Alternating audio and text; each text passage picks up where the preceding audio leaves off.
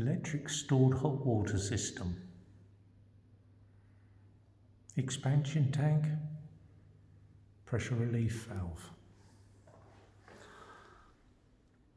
The cold water inlet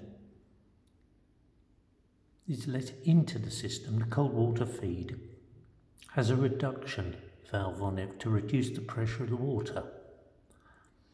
1 bar, 1.5 bar is more than adequate.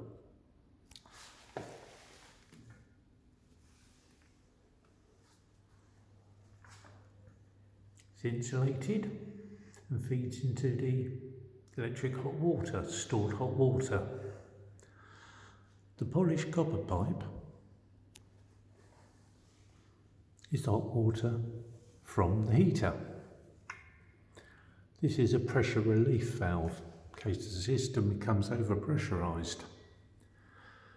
It's either jettisoned through the wall and to the ground, or in this instance,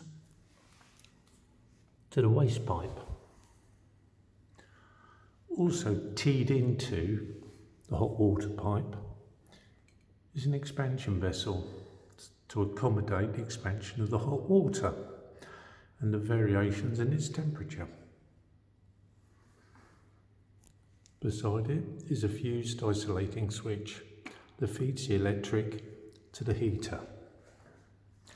And that is the system.